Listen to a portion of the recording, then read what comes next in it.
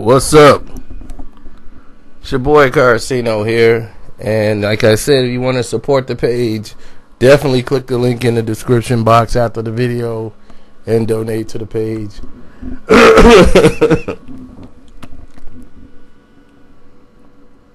Just saw something that was funny, came through my phone, cracked me up. Listen, like I was telling a lot of people earlier or a while ago, that I wanted to definitely get a couple of things addressed. Anthony Davis, during the All-Star weekend, wanted to reiterate some things since Dale Demps have been fired. Since Dale Demps have been relieved of duty, and they had their first time to interview him since then, Anthony Davis had to reiterate his love for New Orleans, the Pelicans, and he just felt it was time to do what he had to do. But the situation with Boston and why he didn't want to play for Boston, he said he never once said he did not want to play for Boston. For the first time ever, this is being echoed. But when he did an interview before, when he was making his time to move on and places and this and that, and the rumors were circulating then about Boston,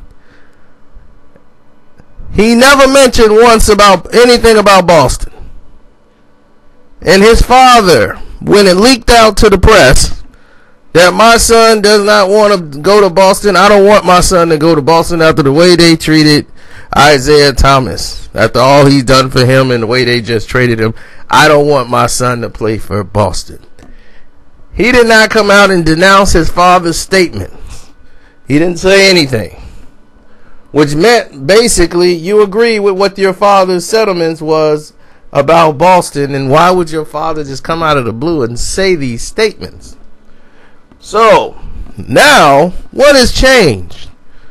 Well, I'll tell you what has changed. Since Dale Demps was let go, this did not mean that the Boston deal was dead with Danny Ainge. No. Dale Demps' removal was to appease those who wanted Dale Demps out of the equation. Other negotiations. Does not mean that this owner is going to send Anthony Davis over to the Lakers.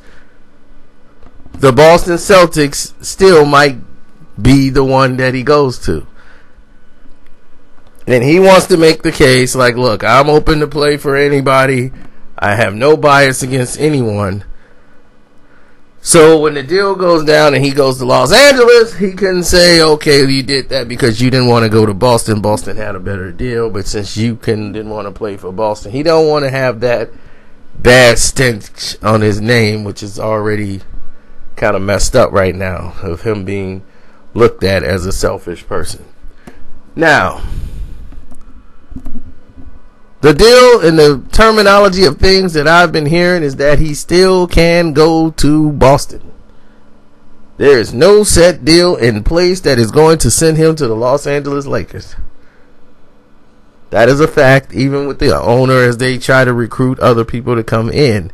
So there is a very serious possibility he could still end up a Boston Celtic in July, playing with Kyrie Irving. So,